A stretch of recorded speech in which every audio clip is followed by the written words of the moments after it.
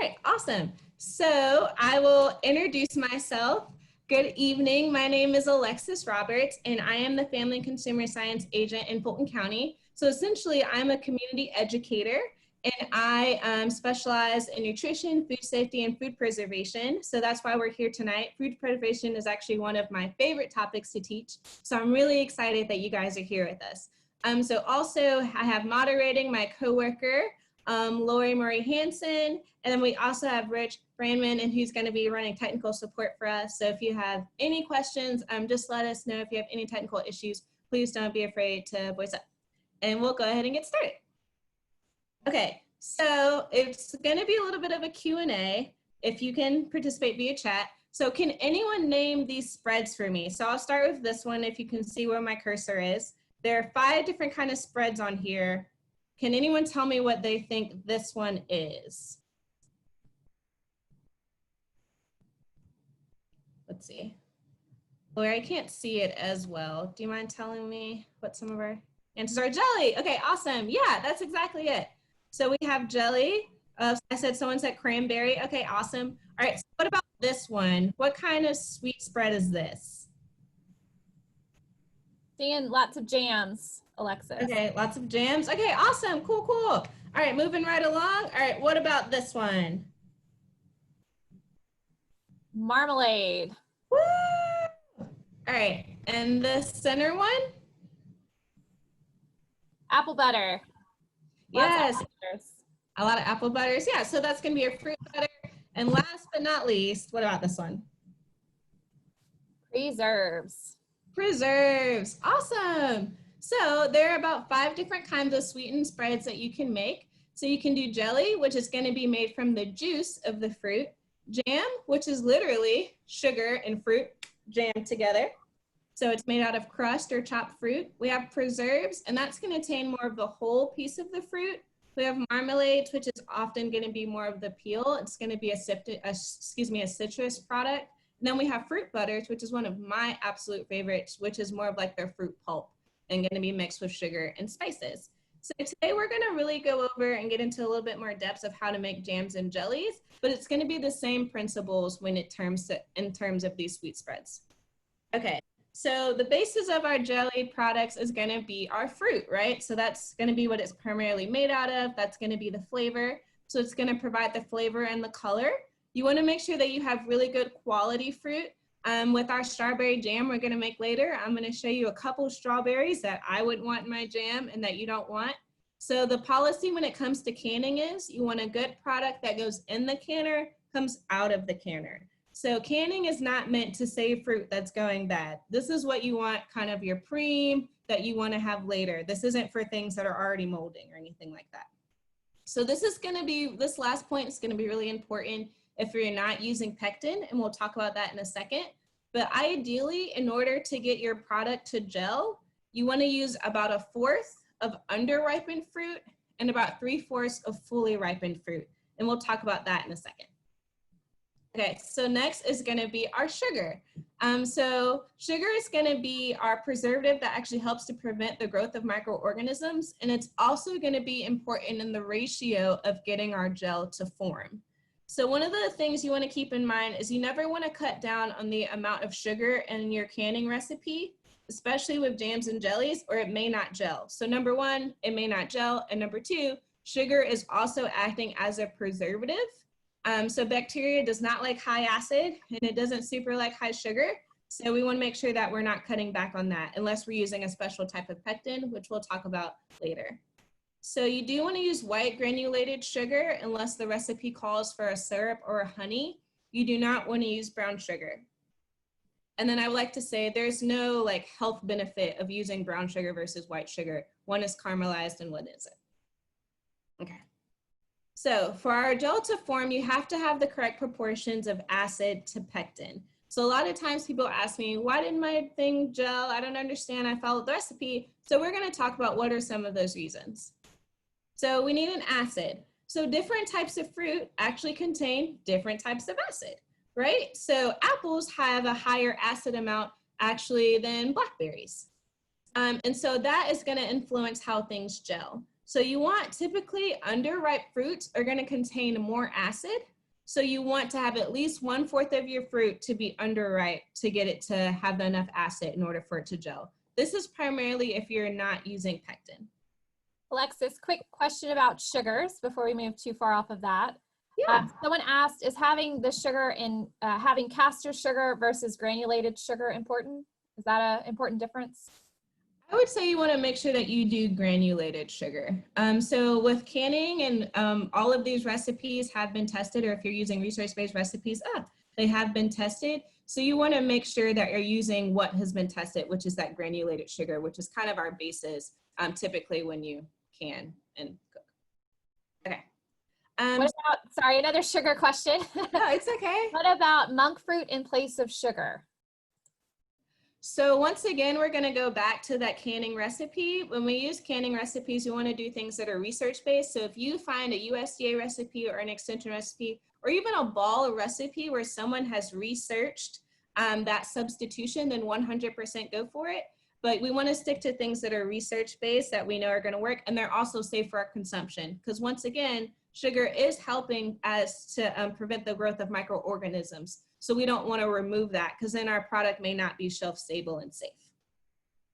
Okay, so next thing is if you do need to add an acid to your fruit, we recommend adding lemon juice or citric acid. I said this before, with lemon juice, you want to make sure that it's store-bought lemon juice. Lemons, acidity can change from lemon to lemon. This is why you want to make sure you buy store-bought lemon juice so you can assure that acidity is right where you need it to be. Okay. What about lime versus lemon? So lemons are going to be more acidic. So we're going to stick with the lemon juice versus lime. Okay. So pectin is a substance, another substance that causes it to gel. So some fruits contain enough pectin where we don't need to add any. So example of these are apples, crab apples, Easter Concord grapes, non-Italian plums. So other fruits can kind of be on the seesaw of you may need to add pectin, you may need to add acid or not. So a lot of these are going to be your blackberries, elderberries, or California grapes. And there are other fruits where you'll always need to add pectin in order for it to gel. These are going to be kind of your raspberries, apricots, figs, pears, as well as Italian plums. I would say I've done peach jam, I've done strawberry jam without adding pectin. It just takes a lot longer, and we'll talk about why. Okay, so this is if you are using pectin. So pectin, you want to look for commercial pectin. So the pectin we'll be using today is this. This is just, I'm not brand endorsing, this is just the only one I found in the store. So we're going to use a powdered pectin. I would like to say that powdered pectin and liquid pectin are not interchangeable. So whatever your recipe calls, if it calls for powdered pectin, use that, or liquid, use that one. That's because it has different amounts of pectin in them. And so the recipe is going to be different for the amount of fruit that you need and the amount of sugar. So we might be making our strawberry jam today. You might say, whoo, that's a lot of sugar. I want to cut back. Well, once again, we want to stick with our recipe, but if you do want to go with a more light version or low sugar, you can actually buy low sugar pectin. And so that's what you'll want to use instead of just cutting back on that sugar. You can also make freezer jam. We use instant pectin. We'll also be making that today while our strawberry jam is boiling. Okay, so some benefits of adding pectin. So if you add pectin, you're going to have a shorter cooking time. So for the strawberry jam we're going to do today, we're going to add pectin. So what we need to do is we're going to bring it to a boil. So add our pectin, and then it needs to be boiling for 1 minute, and then we're done. If we were not using pectin, we would actually have to cook this for 40 minutes. That is a long time. So a couple of questions regarding pectin. Yes. Is it easier to use liquid or powder? Is one better than the other? I wouldn't say so. I would say powder is more common, and typically you will have more recipes for powdered pectin. But if liquid is kind of what you find at the store, then I would say they're pretty equal. Okay. And what about calcium-based pectin? I've never gotten that question before. If it has been tried and true and it has a recipe in its box, so I'll kind of show you guys. So when we have our pectin, it actually has a recipe in it for you. So if they have the recipe and it's calcium modified or enhanced, then go for it if that's what you want and it's been tested and they have a recipe for you to use. Okay. And last question, pectin right now. What if pectin isn't available where I live, or if it's sold out of the store? What can I do then? Okay, so you can still cook. You can still make your jam or jelly products without pectin, depending on what you're making and what fruit. So like I said, the strawberry jam we're going to make today, it is possible to make it without pectin. You'll just have to cook it a little longer. And I'll show you where you can find some recipes and some really great resources later. Say if you are looking for a recipe without pectin, where do you find that? Okay, so some benefits of adding pectin. So once again, we're going to have a shorter cooking time. We're going to have a greater yield of our fruit. So we're going to actually be able to use less fruit and get more. We're going to have a better color. So the longer we cook something, it can be the same with our vegetables, right? If we're sauteing vegetables and we saute it for 5 minutes versus 10 minutes, the 5-minute one is going to be a lot more vibrant. It's going to be the same with our jams and jellies. We'll even see that a little bit later with our freezer jam versus a strawberry jam that I've already canned. The strawberry one that went into the canner is going to be a little darker. So you can use fully ripe fruit. So if you're using pectin, you don't have to worry about getting that ratio just right. And you have less chance of failure. So if you use pectin and you're following the directions of your pectin pouch, there is a very low chance that your product will not gel. So if you don't want to use pectin, you're going to have a longer boiling time. You are going to add less sugar, but you may have some flavor loss because you're going to be boiling it for so long. Okay, so say if you want to use pectin, what do you need to do to make sure that it's going to gel? So I've gotten that question a lot of, oh, my product didn't gel. Well, you can actually test your product before you put into the canner to see if it's going to gel or not. So we have a few different ways that you can do that. So you can do that through the cooking test. So if you're doing jelly, you can do about 1/3 cup of juice and 1/4 cup of sugar. You're going to heat it until your sugar dissolves, and then you're going to boil rapidly, and then pour it in a glass or cool. And if the cooled mixture is jelly-like, then you know it has enough natural pectin to gel. So the next test is the alcohol test. So you can take about a teaspoon of your juice and 1 tablespoon of rubbing alcohol, and you're going to gently shake it together in a closed container. And if you see a jelly mass develop, then you know that it has enough pectin in order for it to gel. Okay, more questions about pectin. Yes. What's it made from, and is it plant-based? Okay, so yeah, so pectin is actually naturally a part of a fruit. So like we said, some fruits have enough pectin where we don't need to add more. So I do not know the exact chemistry of that goes into pectin, but it is made from citric acid and from fruit. There is a little bit of sugar that is added in this in order to get the product to gel. So once again, it's going to add those things that are missing. So in this packet of pectin particularly, there's citric acid, right? Because we're adding acid to get it to gel, and we're extracting pectin from the fruit. That's also going to be in here. But pectin is naturally occurring in fruit. Okay. Any other questions, Lori? I think we're caught up. Sorry to burst in on you, just trying to keep on top of them. Oh, no. Thank you so much. I will say, folks, if y'all will use the the Q&A box, your question shows up easier than it does in the chat. So if you have a question you want answered, if you'll stick it in the Q&A, it's a little easier to keep track of them there. Okay, awesome. Thank you so much, Lori. And keep asking those questions. Okay, so if you want to test to see if your acid has enough fruit, what you can do is you can actually mix 1 teaspoon of lemon juice. So once again, we're using concentrated lemon juice that's from the store. 3 tablespoons of water and a 1/2 teaspoon of sugar. You're going to mix it up, and then you're going to taste your fruit. So if it tastes tart, then it probably has enough acid to make jelly. Okay, so we talked about this a little bit if you want to cut down on less sugar. So these are just some examples of the no sugar or less sugar added. Just make sure you look for the colors when you shop. I have accidentally bought the wrong kind of pectin before, so take your time. So another sugar question, should we sift our sugar before we use it? I would say I know that's really popular for baking. For jams and jellies, I wouldn't say it's as critical. If you want to, sure, I don't think it's necessary. We will kind of go over the proper measuring of sugar, and I'll show that. I think that's a little bit more important than sifting it. Okay. So when you're preparing your fruit, so this is really if you're not adding any pectin, it's going to be more critical. So you want to try to use your fruit as quickly as possible. So anytime we pick fruit or any produce kind of off the vine or wherever it comes from, right, we know it's going to start breaking down slowly. So we want to make sure we have a really good high quality product. We want to discard anything that's overripe or rotten, right? Because we don't want anything messing with our acidity or our pectin level. So once again, it's recommended to use 1/4 underripe and 3/4 just ripe. Sorry, my picture just cut off there. This is if you're not using pectin, it's going to be most important. And then also make sure that you wash your fruit. So typically if you're making a jelly product or using fruit, about 1 pound of fruit, it's going to equal about 1 cup of juice. All right, another pectin question. Yes. Do you need to buy pectin that matches the color of your fruit? No, not at all. So it's gonna, I'll show you what it looks like. Well, I can't open it now because then it'll go everywhere.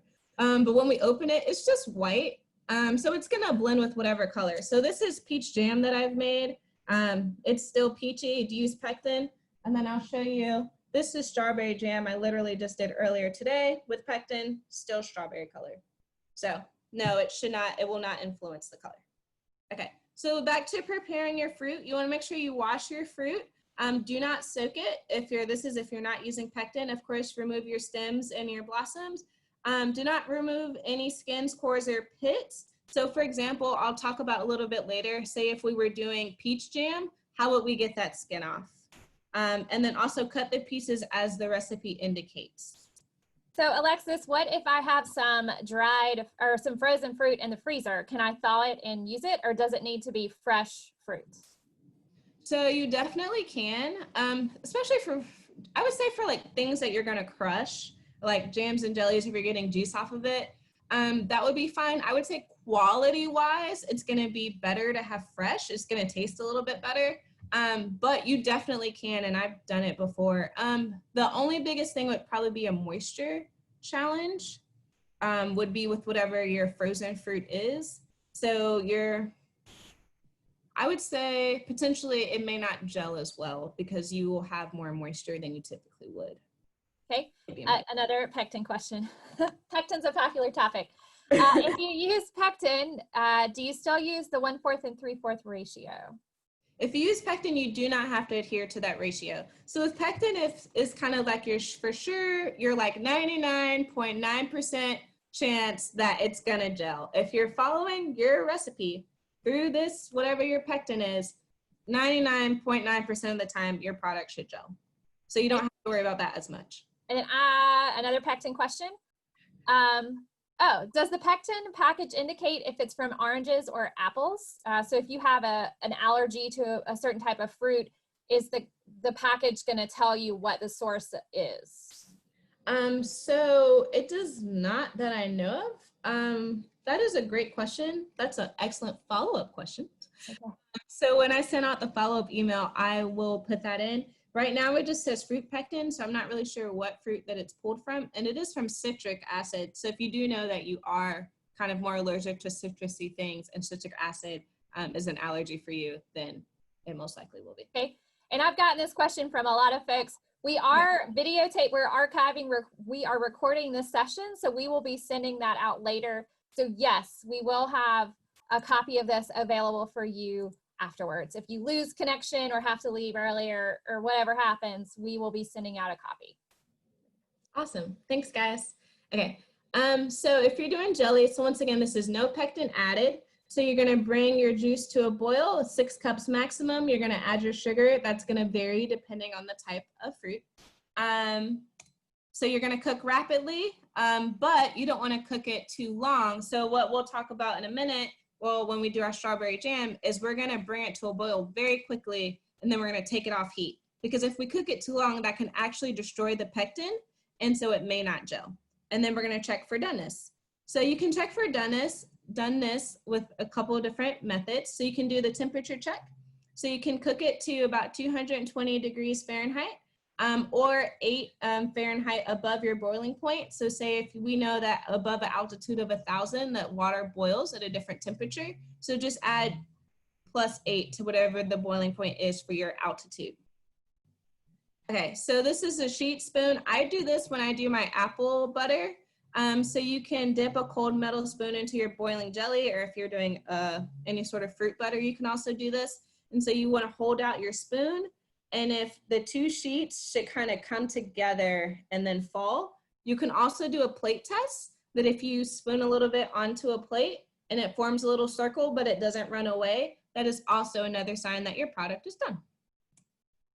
So another one you can do is you can do the refrigerator freezer one. So put a small amount on the paint plate, like I said before, place it in the freezer, and then just make sure it gels. So either one of those works. Can I ask another pectin question? Yes. Is it hard to make your own pectin? Can you make your own pectin? I would not recommend that. So if that's a concern, then I would almost just do your fruit without pectin, or just try to make sure that you're getting that ratio right so that you don't need it. I am not sure of the process of making pectin. I have never seen a recipe for it, but that doesn't mean it doesn't exist. So once again, that is a follow-up question that I will make a mental note of. All right, so we've got what is pectin made out of, and then can you make your own pectin? Okay. So if you're gonna use added pectin, there is no testing for doneness, so we know that it's pretty much gonna gel. Once again, we're just gonna follow the directions on the packet. Okay, so next we're just gonna go over some basics of home canning, and then we're gonna go ahead and transition to our demo. So some basics are, once again, we wanna put high quality food in. That's where we're gonna get high quality food out. The next one is that we wanna make sure, we're using a 2-piece lid system. So these are the jars we're gonna use today. My recipe calls for 1/2 pint jars, and that's exactly what I'm gonna use. So when we say 2-piece lid system, we have our lid and then we have our ring. We put these together. And so we're gonna make sure that we heat it to a temperature enough that destroys microorganisms. So we do wanna make sure that we're gonna follow our recipe of processing this for at least 5 minutes, and that's gonna help to destroy any microorganisms, so it can also be shelf stable. So we're not just worried about the gel, we wanna make sure we heat it enough to a higher enough temperature at the recommended period of time to kill any microorganisms. So the way that canning works is heat is driven from the jar when it heats, and as it cools, then the lid gets sucked onto the jar, and then it seals like this. And so I don't even need the ring on it because it's sealed, right? So the next thing I want to touch on is that the jar and the rings are reusable. The lids are not. I know it's, some people choose to reuse the lids. I would not recommend that. So right here we have our seal, and this is going to be fresh. And so in order to get this to make sure that it seals, we need to make sure we're using a fresh lid every time. And then also with your jars, make sure you're using jars that are made for canning. I know it used to be popular to use leftover mayonnaise jars and things like that, but we do not recommend that. Okay, so our vacuum seal holds the lid onto the jar, prevents recontamination of food, and also prevents air from drying it out. So next we're just gonna, if you already went to our basics of canning class, it's gonna be a quick review. I just wanna make sure I touch on this, just in case we have some people wanting to can different products. So we can things according to their acidity level. So high acid foods, so I did this before, but can someone name some high acid foods for me? Anyone? High acid foods? I'll take a stab. Yeah. Oh, here we go. Tomatoes, apples, pickles, lemon, oranges. Yeah. All of the things that we're gonna talk about today, jams and jellies. So anytime we have a high acid food, we're gonna put that in our water bath canner, or any food that we're gonna make acidic, like pickles or things like that. But if we have a low acid food, these are gonna be more of our vegetables, like we have at the bottom of here, carrots, beets, green beans, asparagus, corn, we're gonna put in our pressure canner. So this is our boiling water canner. The beauty about boiling water canners is you don't need a set canner, you just need a big enough stock pot to hold your jars. And then also with the pressure canner though, that is just gonna be for low acid foods, and we'll talk about why. Okay. Quick question about 2 questions. Okay. First is about size of the container. So if a recipe calls for a pint, but I wanna make a quart, does it matter the difference in the recipe and the container size? Excellent question. 100% it matters. So essentially what we're trying to do, so we have a product that we're putting in a jar and we want it to be safe, right, at room temperature. So in order to do that, we have to heat it to a high enough temperature where we know that those microorganisms are being killed. So whatever recipe you're following, if it calls for pints and it says process for 20 minutes, they know that based off of that research, it takes 20 minutes for that pint size to become safe. So the larger the product you have, the higher, longer heat it needs to be at, right? So if I'm boiling a bigger pot of water versus a smaller pot, my smaller pot boils a lot more quickly than my bigger pot. So the heat transfer is going to be different based off of the size of the jar and the products you have in your jar. So you do want to make sure that you're following your recipe. Okay. And then a question about acidity of tomatoes. Are some varieties of tomatoes considered low acid, or are all tomatoes high acid? So right now, based off of how things have changed, tomatoes are actually kind of right at that border of acidity and low acidity. So right now we recommend actually adding an acid when you do tomato products. We're actually going to be doing salsa next week. And so we'll talk about that a little bit more in depth. So tomatoes are kind of getting closer to being more low acid. So you can put them in the water bath canner, but you absolutely need to add an acid to that product. All right. And then I am going to answer another question. Alexis has taught another class earlier. She did record it. That class is available on our YouTube page and is also added to on our Facebook page. And I am sure she can send out a link to that. But you can go back and watch that class as well. Awesome. Thank you, Lori. I'm going to go ahead and get through these so we can start our demo. So when we want to pressure can low acid foods, we're worried about something called Clostridium botulinum. So this is a bacteria that creates spores that are actually very dangerous for us and can be very harmful. And so what's special about these spores is they like low acid environments. So we have to make sure that we heat this bacteria to a high enough temperature that the spores don't germinate. So we know that we have to heat it to a temperature of at least 240 degrees at sea level in order to do that. And so water only boils, we talked about, at 212 degrees. Therefore, we have to heat it to a higher temperature, and we can only do that through the pressure canner. So if you have any low acid foods, we automatically put that in the pressure canner. So just a little bit more about Clostridium botulinum. So once again, it likes high moisture. It can germinate without in the absence of oxygen. So that's exactly what's happening when we're canning. And then it can release its spores. Okay. Leslie? Yeah, sorry, I keep interrupting you, but so how can we tell if something we've canned maybe has been contaminated? If we see a white substance on top, or if maybe things are different colors, like what's a good way to kind of tell maybe this, isn't safe to eat? Okay, so we recommend trying to eat all of the products that you've canned within a year. I once had someone call me that was like, oh, my mom passed away and she has all these jars left behind. We don't know when she did it. Can we eat it? So the answer to that would definitely be no. So you do want to look for discoloration. Sometimes discoloration can be a product of food, I guess I would not spoilage, I would say quality, versus safety. So if you do see any off colors like blue or greens, that's definitely not great. And jams and jellies, you're going to be more concerned about molds. So if you see anything molding, then you want to go ahead and throw it away. Or if you see that your seal has broken. If you kind of go to that product and you're like, oh, when did my seal come off? Then we want to make sure that we go ahead and toss it. So just back to Clostridium botulinum, we want to make sure that we're being safe. It doesn't have any smell or odor, or it doesn't have any particular color. So we want to make sure that we're always following recipes correctly to have a safe product.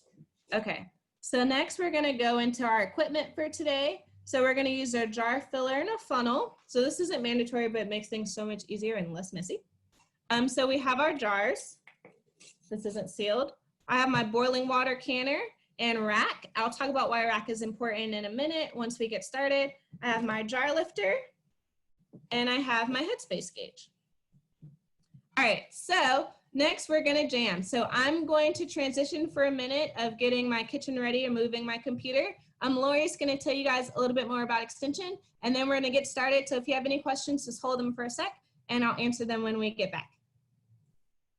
All right, so like Alexis said, I'm just gonna talk really quickly while she's transitioning about cooperative extension, because we weren't sure how many folks that are joining us today were aware of cooperative extension. I know with COVID-19, a lot of folks have been looking for online resources, so you may have stumbled upon us on accident, but Alexis and I and Rich, we all work for the University of Georgia Cooperative Extension. And if you're not familiar with that part of a university system, all of the public land grant universities in the United States have an extension program. And the goal and purpose of those programs is to take the knowledge and research and resources of the public tax dollar supported university and translate it directly to local communities. And so that's what we do. We take the knowledge and the resources and the research information from the University of Georgia and translate it to our local communities all across the state. And so in our state in Georgia, every county has a county extension agent. Here in Georgia, we have 3 main program areas. So Alexis is our family and consumer science agent.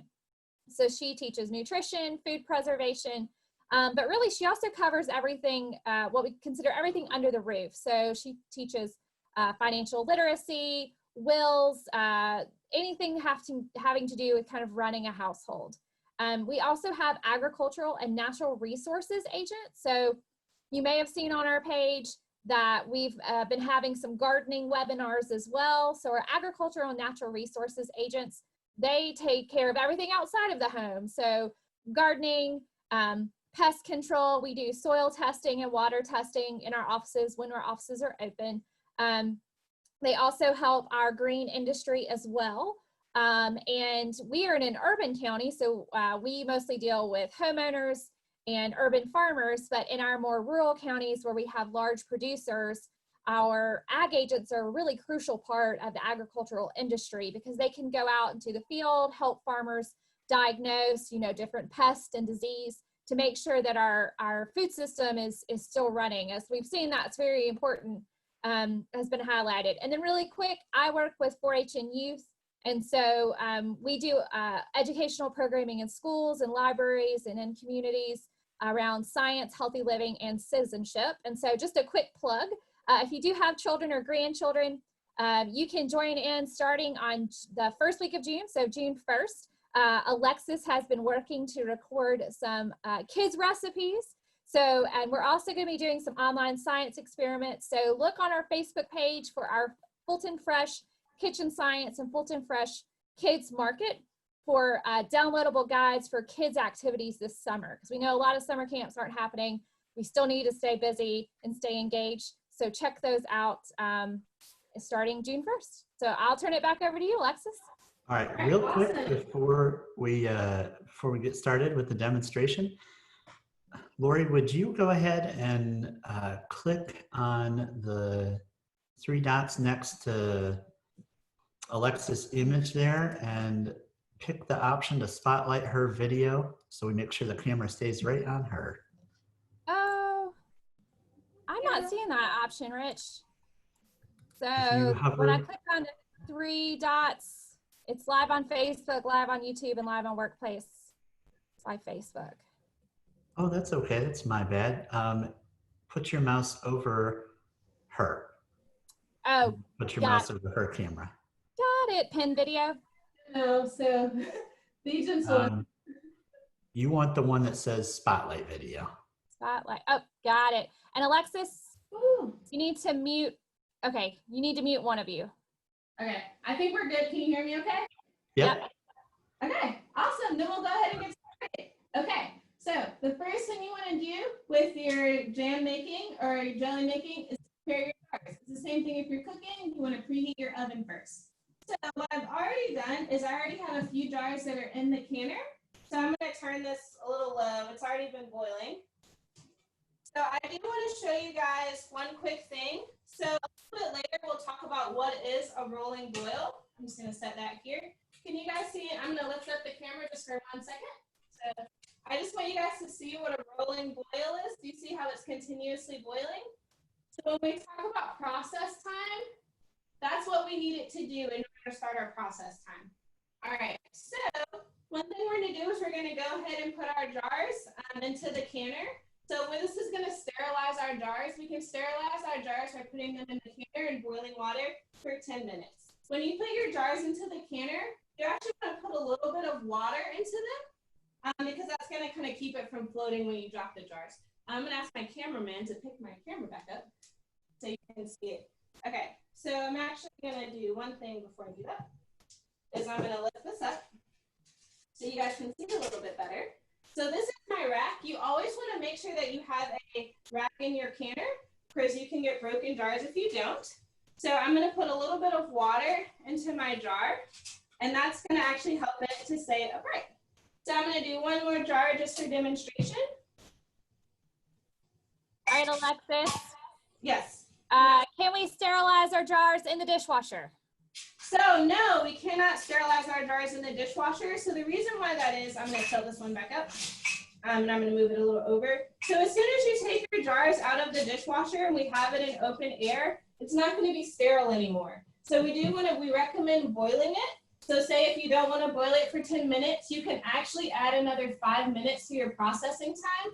So for our jam processing time, it's going to be 5 minutes, but you can add another 5. So that way it's at 10 minutes boiling and they're sterilized and ready to go. So I'm going to go ahead and drop my jars. I'm going to turn the heat on so that they're boiling. So just to clarify, Alexis, we should only sterilize in the water bath and not in the oven or dishwasher. So ovens also. That is correct. Yes. So we do recommend sterilizing via the canner. Okay. Do not sterilize in the oven. Yes. Do not sterilize in the oven. Okay. All right. So next thing we're going to do is prepare our fruit. So once again, we want to make sure that we're having really good quality fruit. So I picked out a few in my batch that were not awesome. So you can kind of see that browning. We don't want that. And I even had an older one that started to mold. So we want to make sure we're avoiding that. So I saw a cool thing from my coworker that showed how to cut strawberries last week on Just for the Health of It, which is a nutrition program offered by Bibb County and Clinton County Extension. So when you're cutting your strawberries, you want to actually cut them as small as possible. It's going to make it a lot easier when it comes to crushing them. I'll do just one more to show you. So I thought this was really cool. She showed us to kind of top it like this, to just kind of corner it out, and then it creates a little heart. Because normally I just hack my tops off, but I liked her method. I thought that was pretty cool. So when you're cutting, you just want to make sure you always have the flat side down for your safety and security.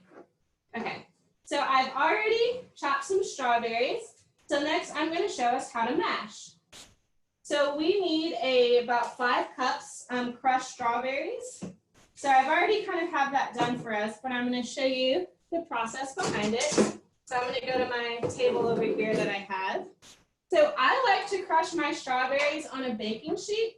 Some people kind of put it in a big bowl and do it. I think it's a lot easier on a baking sheet because you have a larger surface area and it goes a lot faster. So I'm just Alexis, could we use a food processor to crush our strawberries? So that's a great question and a common one. So we don't recommend, you can, but I would say the quality of your product isn't going to be as good. So when we use a food processor, we're going to be whipping more oxygen into it. So it's not going to have that crushed. And by the time that you can it, you may have more floating pieces. So it's going to be better for quality if we just kind of crush it manually. What about a blender? It's going to be the same thing. So we're going to be kind of whipping some oxygen in that. And it's not going to quite have the crush. It might be a little bit more pulverized, but we still want the pieces in for a nice, good product. So once again, for food safety, you're welcome to go ahead and do it. But for best quality, we do want to make sure that we're manually crushing. But I understand if you don't want to crush 5 cups of strawberries.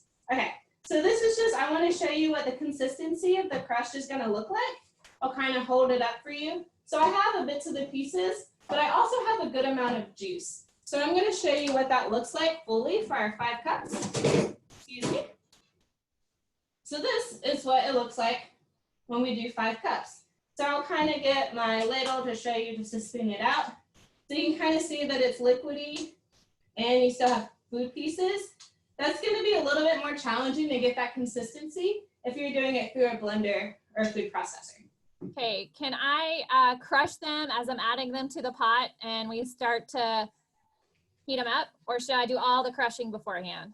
You want to do all the crushing beforehand. So with this gelled product, especially when using pectin, everything's pretty time sensitive. So the way this works, and I'll actually go ahead and do it, I'm going to turn on my pot here. I'm going to go ahead and add my fruit. I'm going to put this down, grab my spoon, and then I'm going to go ahead and open my pectin. So someone asked, would the pectin change the color? Just so we have a better idea of what pectin looks like. It's pretty kind of whitish color. So I'm gonna slowly stir this in. I'm gonna go ahead and turn on my heat. And so if you want to, can you guys see me okay? I think. Yep, we can see you. Okay, awesome. So you just want to slowly stir it in. So someone asked if you want it to cut and add as it's on heat. So I would say no to that because you want the pectin to kind of be in the product evenly.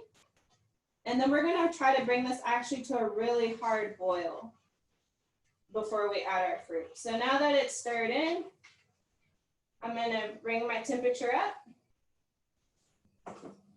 I'm going to put my top on just so I can get it to boil faster for this demonstration. And next, while we're waiting for that to boil, we're going to, so next thing would be to go ahead and measure out your sugar. So this is the sugar that we're going to have for our recipe. So it seems like a lot. So this also makes about 8 cups of jam. So we're not going to sit down and have it all at one time. And also this can boil a little bit faster than you think it may. So you want to go ahead and have all your sugar measured out. Okay. So before we talked about measuring our sugar, so I do want to show the proper way to measure sugar. Is you want to make sure that, actually. Can you move it a little towards the middle of the table so we can see other way? Oh, is that better? There we go. That's a little better. Awesome, awesome. So I'm going to show, so what you want to do with your sugar is you actually want to spoon it out. I'm going to just do this very gently because this is some sugar we're going to use a little bit later. So you want to spoon it out instead of kind of dipping your whole container into the your sugar bag. And then you want to level it. I'm going to do this over this so I'm not making a mess. And then that's how you'd want to do your 1 cup. You don't want to kind of scoop it in like that because then that could make it a little bit more packed and it's not going to be as accurate. Okay. I'm going to use the sugar in a minute, so I'm going to set that aside. Another pectin question. Yes. Can we substitute Jello powder for pectin? No. So once again, pectin is going to be really important into making sure that it's gelled. I'm going to stir this one quick sec. So it's going to be really important to making sure that it's gelled. So if you're not getting that amount of pectin that your fruit needs, right? So this recipe that I have that comes out of here, so it tells you exactly the amount of fruit that you need for that particular pectin. So if you alter that, so say if you change the amount of fruit or use a different type of pectin, it's not going to gel. I have another recipe and I'll get that one in a second. Okay, so while we're waiting for this to boil, I'm going to move on to our freezer jam. Freezer jam is absolutely one of my favorites. So say if you don't have 5 crushed strawberries or multiple quarts of strawberries that you want to put up, you can actually do freezer jam and do smaller portions. So to do freezer jam, it's going to be the same process. So I'm going to cut up my strawberries and then I'm going to crush them. So for my recipe of freezer jam, which I will share with you guys with our follow-up email, it's about 1 cup and 2/3 of crushed strawberries, which I already have. It's going to be 2/3 cup of sugar. And I'm going to use something called freezer pectin. So this is a different type of pectin that has different amounts of acid and pectin. So if you're doing freezer jam, you want to make sure that you get freezer pectin. And I'm actually going to go ahead and move this. And I'll make a plug for freezer jam because I do work with children. We love to make freezer jam with our 4-Hers in our programs. It's a really fun hands-on activity. And if you're looking for something to do at home this summer and have some strawberries, it's a great way to get your kids involved in the kitchen. Yes. I've done freezer jam with over 20 kids at one time and everybody loves it and it's delicious. Okay, so next we're gonna add in our sugar. So like I said, I already have all this pre-measured out so you guys don't have to watch me. So next we're gonna have 2 tablespoons of instant pectin. Sorry. All right. So once again, this is different than your regular pectin, so you want to make sure that you are buying the correct kind. Like I said, I have unfortunately bought the wrong kind of pectin. So you want to make sure that you're reading and looking at your label. Alexis, can we use brown sugar instead of our granulated white sugar? Can you use brown sugar? Is that the question, Lori? Yeah, brown sugar. No, so you do want to use white granulated sugar, and that's because recipes are developed for that. Also, brown sugar is caramelized, so when we cook it again, its properties are going to kind of get a little interesting, so we don't recommend that.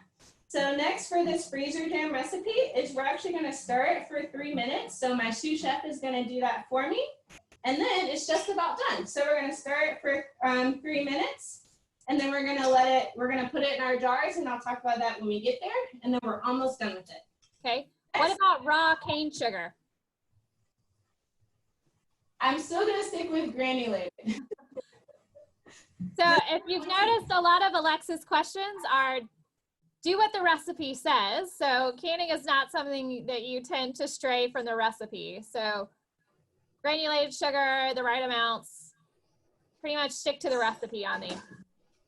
Yes. So I understand we all definitely have different sugar preferences, but we do want to stick with the recipe just because when we heat things up, it kind of acts differently. So a good example of that is when we want to make sure that we use canning salt because it doesn't have iodine in it. So if we use regular salt, we would have a powdery kind of look to our canning jars. So it's kind of going to be the same with sugar. Even though some of these things can have similar properties, they're still going to be different. So we want to make sure that we are going by the recipe. Do you recommend a particular brand of granulated sugar? Absolutely not. I am the type of girl that is balling on a budget. Oh, sorry. Sorry, I'm so sorry. Someone. We got you. Sorry, I'm so sorry. Someone called me on my phone. Oh. Anyway, I have on Do Not Disturb. I'm not sure what happened. Anyway, what was I saying? I'm sorry, I got a little sidetracked. Brands of sugar. Oh, brands of sugar. Balling on a budget is what you were saying, yes. I believe. I am balling on a budget. So I do a lot of store brands. As you can see, it all has the same effect. I know when baking that the type of flour, the brand of flour can be very different, produce a different result. I would say the fact that with canning, it's mostly going to be our fruit that's going to be the biggest determinant of the quality of what we make. Okay. Does it matter what type of stove? So if you've got a glass top electric stove, is there any difference in the cooking process? So it just may take longer to boil. So I would say, so I have gas, which things just heat up really quickly, which is nice. The type of stove doesn't super matter. If you're doing pressure canning, if you have a flat cooktop stove, that can be harder to keep things at pressure, but it definitely can be done. In our previous kitchen I used to work in, I hosted canning classes. We had a flat cooktop. We were able to pressure can. Okay. What about freezer marmalade? Is that possible to do? Oh, that is an interesting one. I'm not familiar with that, but I wouldn't imagine not if you have the right recipe. And I can look at the back of our freezer recipe and answer that for you in a little bit. Okay, so what we're waiting for here with our jam is we want it to come to a rolling boil. So when we talk about a rolling boil, we want it to be able to kind of just keep boiling without being stirred. So I'm going to go ahead and stir it a little bit. And I think we're going to go ahead and put our freezer jam into the container. I'll talk about headspace, and I think then we'll be ready to add our sugar. So the next thing that I want to do is I want to go ahead, so we've stirred this for 3 minutes. I'm going to go ahead and add it into our freezer container. So I'll talk about headspace a little bit more when we get into our jars. Well, I can talk about it now. So headspace is the space that we use between the top of the jar and where our product starts. So with this freezer product, it's recommended to leave it about a 1/2 inch headspace. With our gelled product that's going in the canner, it's recommended to do it about a 1/4 inch of headspace. And that's because things expand differently in the freezer versus it will at room temperature, when it's shelf stable and then also when it's in the canner. So I'm going to go ahead and measure this out. So this is going to be very similar. I'm going to move some of my stuff out the way so you guys can see clearly. So I know I'm going to kind of eyeball it. Actually, I'm going to use my funnel because, like I said, less messy. All right, so just for this, I'm going to kind of eyeball it, about 1/2 inch. And then I have my headspace gauge. So this is a headspace gauge. You can get this kit at Walmart, Kroger, Target, kind of any of your major box retailers. And each of these steps actually has an inch mark or a measurement mark. You can't super see it in the camera. But what I'm going to do is I'm going to put this down on the 1/2 inch. So it's going to tell me what's a 1/2 inch. So it looks like I have a little bit more room. to go. So I'm just gonna spoon in a little bit more jam. So I'm gonna check my headspace again, 1/2 inch, do a little bit more spooning. And then I'm actually gonna use the other end of my headspace gauge, and this is my bubble freer. So sometimes we have kind of oxygen or air that kind of just gets pocketed in there. And so we're gonna use that. Sometimes it can change the amount of space that you have. I'm gonna check my head space again, looking pretty good at 1/2 inch. And then I'm gonna put the top one. It looks like our jam is just about ready for its sugar. And this is freezer jam. So I'm gonna let this sit for about 30 minutes, and then I can put it in the freezer for up to a year, or the refrigerator for 30 minutes. So I would like to add that with our freezer jam and our regular jam that we use in the canner, the freezer jam is gonna be a lot lighter. Some people do prefer the taste, because when we don't cook it, we're gonna preserve a little bit more of that flavor and that color. So you can even do this as a test with your kids. You can do regular jam, and then you can do freezer jam and see if they can actually taste the difference.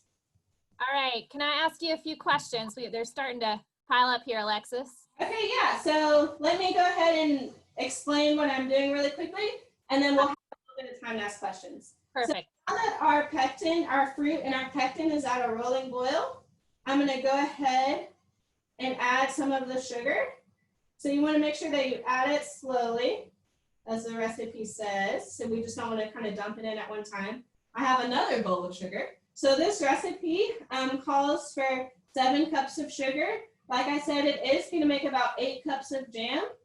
So it may seem like a lot, but if you think about the amount of sugar, the amount of jam or jelly that you have at one time, it isn't very much. And if you do want to cut back on sugar, there are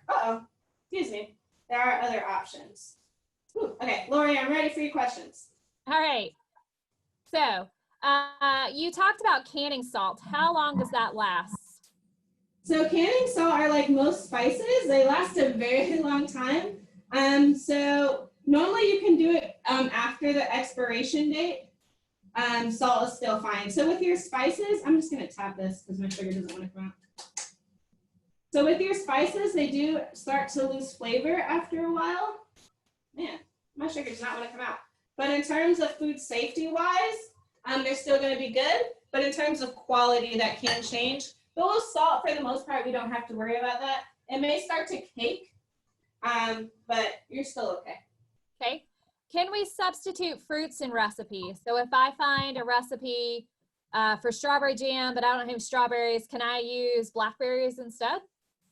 So the answer to that is going to be no. And it goes back to what we were talking about earlier, is that different fruits have different acidity and pectin amounts. So that recipe that you found was for that particular fruit. So it knows that these strawberries have this amount of pectin, this amount of acid, so we need to add this amount of sugar, this amount of pectin in order for it to gel. So if you start changing the fruits, it's going to change the gel consistency and if it will or will not. So I'll go ahead and show you guys.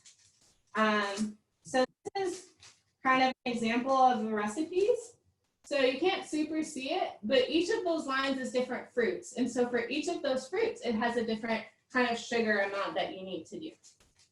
So next thing I'm going to transition to excuse me guys, is I'm going to get our jars ready. So I'm going to try to speed up this process because I don't want to keep you guys too long after 7 because you might be hungry. So next thing that we're going to do, we're waiting for our jam to come to a boil, is we're going to go ahead and take our jars out of the canner.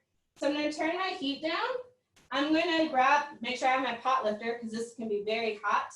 I'm going to make sure that I tilt my lid away from the steam, or in a way that the steam is coming away from my face. So you kind of see the steam rising, and then it's not in my face. So this is a huge safety precaution that you do want to take because it can be very hot. So I'm going to turn it down. It is boiling because once again, our jars are sterilizing, which is great. So you always want to make sure that you use the jar lifter when you're canning. So, and I also have my cooling rack here.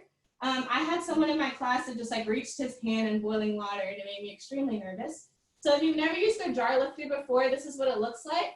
The round side goes down and it goes around the jar, the lip of the jar like this. So I'm going to go ahead. I'm only probably going to take a couple of these out just for demonstration purposes. I have about 5 total in here. This recipe easily makes about 7 to 9 jars depending. So the next thing that we want to make sure we do is that we've prepared our lids. You always want to make sure that you label what the product is and the date. So a good example of that is one of the jams I had a little bit earlier. It's a strawberry jam. And honestly, I don't know when I made it. I would eat it, but I don't know when I made it. And so it's this one, and it's a little darker. And so this is another reason why we recommend eating your product within a year, is because the quality is definitely going to change. So you may have seen, if you're already a canner, that ball does have some jars that says, oh, can last 18 months. We do not recommend that. We still recommend eating your product within a year. So next we have our jam is boiling a little bit. So I might give it another minute. All right, if you've got a minute, I have questions. Okay. Let me get to your question in just 1 second. Okay. Right now, you can kind of see that a foam is forming on the top. Can we move the camera a little bit? You see a foam is forming on the top. This is natural. Do not freak out. Okay, so we're good with that. And so what we're going to do actually after it comes to a boil we're going to let it boil for a minute, is we're going to actually skim it off. So one thing that you can do is add a pat of butter or margarine, and that can actually cut down on your foam. Questions? Yes. Okay. So can we can in an Instant Pot if we don't have a pressure cooker? Okay, that is a great question, and one that we honestly get all the time. So we do not recommend using an Instant Pot or an electric canner of any sorts when it comes to canning. And the reason that is that we can't verify the temperature that it is. So when we have a pressure canner, we can verify the weight, which we know equals the temperature, right?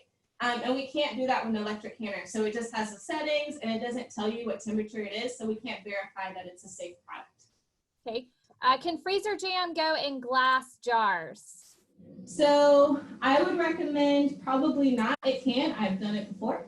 But you do want to make sure that you are using freezer appropriate jars. And so if this is kind of one that's recommended, so when it gets cold, it's not going to kind of break on you if you lose its slip. Okay. I would recommend freezer products. Okay, and can you remind us again how long freezer jam lasts in the freezer, and can we leave it in the refrigerator instead of the freezer? Yes, so if you want to use it, leave it in the refrigerator, it's going to be about 30 days is recommended. In the freezer, you can have it up to a year. Okay, does it matter, wooden or metal spoon? Completely up to you, actually. So right now our jam is boiling. So it's kind of been boiling. I've been watching the clock for over a minute. So as you can see, it's kind of foaming up. So once it's been boiling for a minute, which it has, I'm going to go ahead and turn it off, and I'm going to remove it from the heat. So once again, make sure when you do this, my pot is actually a little warm on this side from my canner. So I'm going to use my pot holder. I'm going to set this on my cooling rack, and then we're going to go ahead and fill our jars. So I'm going to take my funnel, and I have a ladle here. So this is what I found is easiest and the cleanest. Oh, I'm sorry, I forgot to skim. So I'm going to do that really quickly. So if you decide like, hey, I don't have time to skim foam, that's totally fine. It's not a food safety issue. It's just a quality issue. So if you want to kind of enter your jam, or if you want it to be really pretty, you do want to go ahead and skim that foam as much as possible. If you don't, it kind of just forms like a little layer at the top of your jars, but it doesn't affect the taste or anything like that. So I'm just gonna probably just do 2 more spoonfuls, and then I'm gonna go ahead and get this stuff in the jars for you guys. All right, so put that there. So I have this. So I'm just gonna mix it up a little bit. So you can see at the top, I have my pieces of fruit, and then I have the gelled product, or it's gonna gel. So once again, our headspace gauge is going to be about 1/4 of an inch. Headspace is important because if I don't leave enough, my product could boil over. And if I leave too much, then my quality of my product may not be great. So I'm going to eyeball it to about 1/4 of an inch. I'm going to go ahead and move on to this jar. I'm going to come back and test them all at the same time with my headspace gauge, just for time purposes. Okay, as you're spooning, Yes. is the foam bad, or If we don't get it all, is it okay? Yeah, if you don't get it all, it's totally fine. So once again, it's just gonna change the how it looks. Taste-wise, you're totally fine. As you can see, I didn't get all of it. Totally fine. Like I said, if you're trying to go, you know, for those prize jars at the fair or something like that, then you definitely want to spend time skimming that foam. But if you don't, then it's perfectly fine. Okay.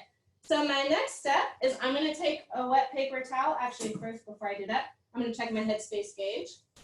So it's at 1/4 of an inch. Oh man, I did these pretty well. I was a little short on a couple. So if you're short, you can easily just spoon it out. My jar is actually a little warm, so I'm going to get a paper towel to do that with. I'm just going to spoon out a little bit, and I think I'm at 1/4 of an inch there. So once again, it's going to be really important with headspace if you're pressure canning or putting things in the canner longer. So I'm checking it. Let me see. Let me lift it up so I can show you. Here's my headspace. Ooh, that jar's a little hot. All right, and then I'm going to use my bubble freer to just go around it, just to get out any air gaps if there are any. Just take it around that. So it's always recommended to do this. I know a lot of seasoned canners that do not do this, but really for a good quality product and to make sure that you are at the recommended headspace, I would do it. So next we're going to take our wet paper towel. So I already had this going beforehand, and I'm going to wipe the top of my lids. So that's because I don't want anything to come between the lid and the seal of the jar. So if I have a sticky product, then over time that could eventually lift my seal. Alexis, we've had a couple of questions about sterilizing lids and rings. Do we need to boil the rings and the lids prior to canning?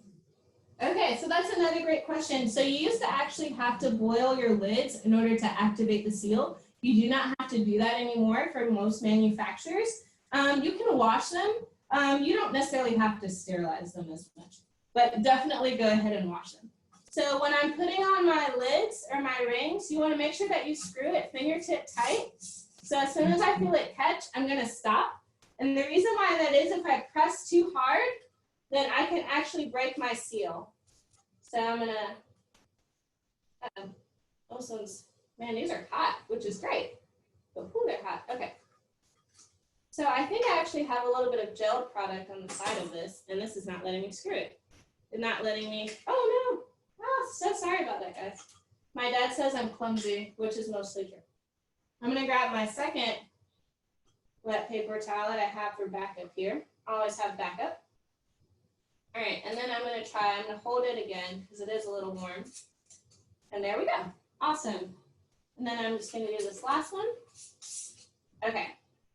So for demonstration purposes, so I'm going to show you guys how to put your jars in the canner. So you want to make sure that you keep it upright. So we once again don't want anything to come between our seal. So if I kind of topsy-turvy it around, then maybe I could have some spill out and it could get between my lid.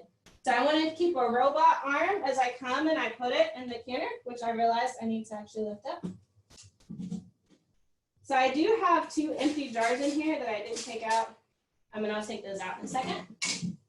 So once again, if you're at home, you go ahead and fill your jars, but for demo purposes, I'm just going to go ahead and put them in here.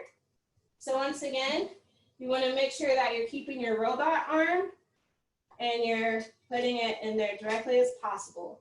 So you want to make sure that you space out your jars so you can have really good air circulation. You want at least 2 inches between each of your jars. So say if I had my jars all in there, then I'm going to go ahead and drop this. You may have some jars fall over. Just make sure you take your time when dropping it.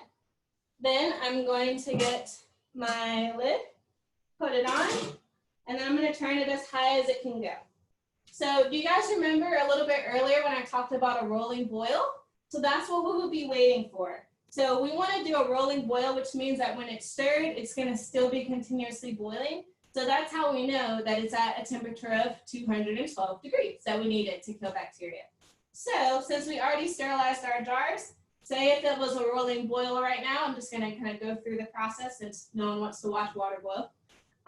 You would go ahead, if it was rolling boil, I would start my 5-minute times when I determined that the boil was continuously going.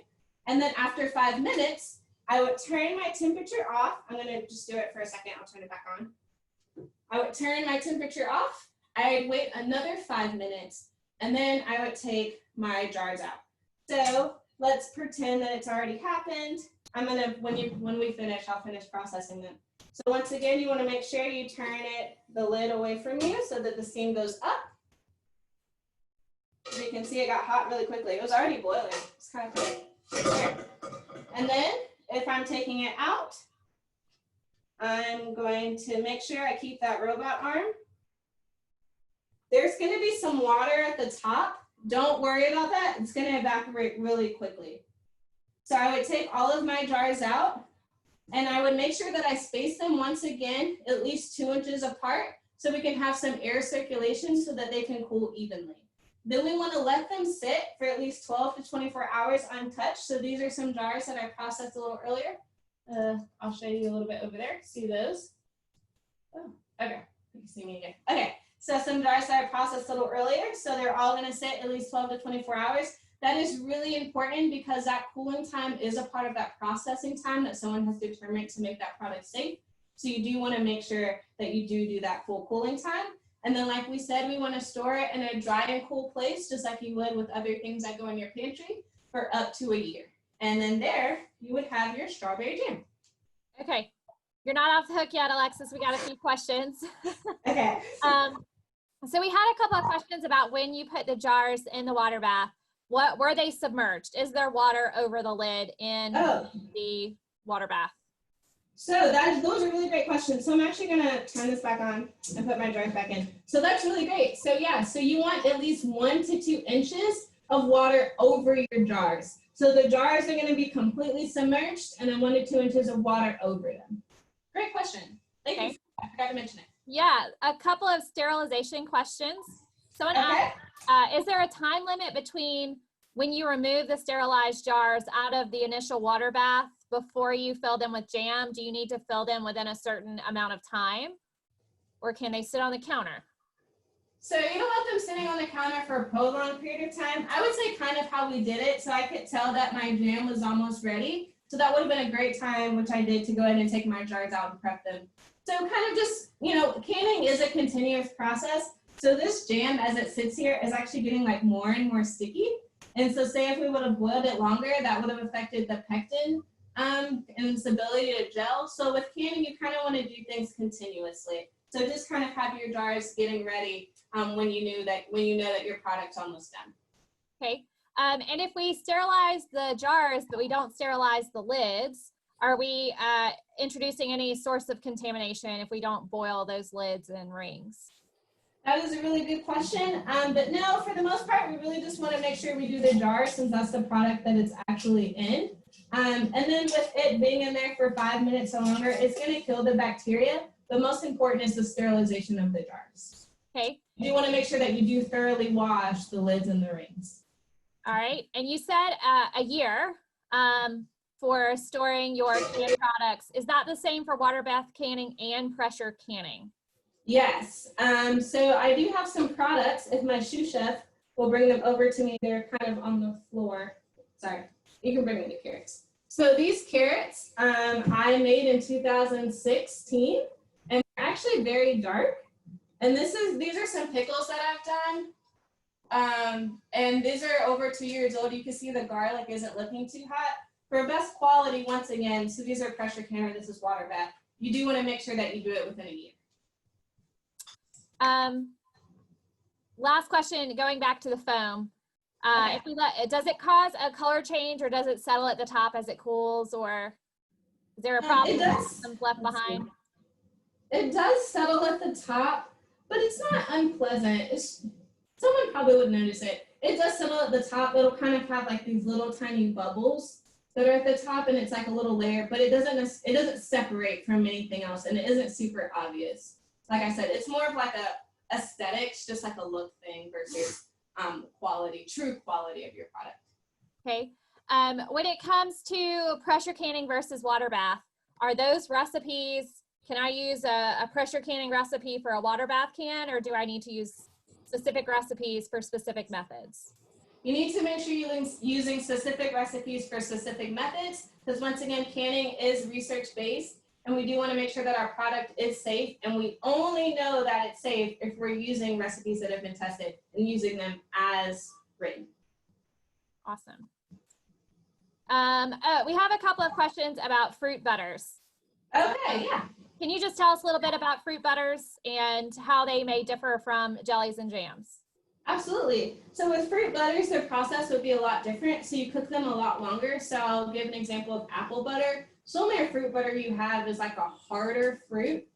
So with apples, the first thing that you do is you kind of cook it in vinegar and cider, so you get the skin off, and then you kind of cook it down to a pulp. It almost looks like applesauce, and then you add some more spices and your sugar, and then you cook it for even longer, and then it starts to gel. So it's just kind of cooking it down to the literal pulp of the fruit. Okay. And then the last question I see right now is can you use watermelon rinds for pickles? Have you come across that type of recipe? That actually is a recipe. So once again, if you do have, I can send you that recipe if someone emails me. But there are watermelon rind recipes, yes. All right, any last questions? Well, I'm waiting on questions to come through. Okay, no worries. We got one. Woo. Sorry, I'm still here. I'm grabbing the computer. We got a question about canning peaches. How you get the skin and the pit from peaches? Yeah, so to do the skin, you're actually going to blanch them. If you're not familiar with blanching, it's when you boil. So you kind of put them in boiling water for a couple minutes, and then you instantly put them in ice cold water for like another minute. And after that, the skin should kind of blister off. You want to make sure that you have really good quality peaches that are ready and ripe to do this, because I've tried to do this with peaches that weren't quite ready and they were too hard. And it was really hard to get the skins off. So you want them to be a little soft and not too hard. Once again, so you want to stick them in boiling water for a couple of minutes. The skins will kind of start to blister, and then drop them in an ice bath, and then you should be good to go. Okay, any other questions for Alexis? So I just want to share a couple things before we go. Let's see, is this coming? Okay, awesome. So we've already talked about the jars and storing. So just some resources. We have the National Center for Home Food Preservation. I will be sending out a jams and jellies publication for you guys. We also have the USDA website and publications. You always want to make sure, once again, you're getting your recipes from approved sources. Any extension website also has really great recipes. We have our So Easy to Preserve book. I'll send out the link to this. If you're getting into canning and you want a ton of recipes, this is a really great resource for you. It even has like a question and answer section, kind of like, oh, what did I do wrong? Or why are my pickles blue? It'll even tell you information like that.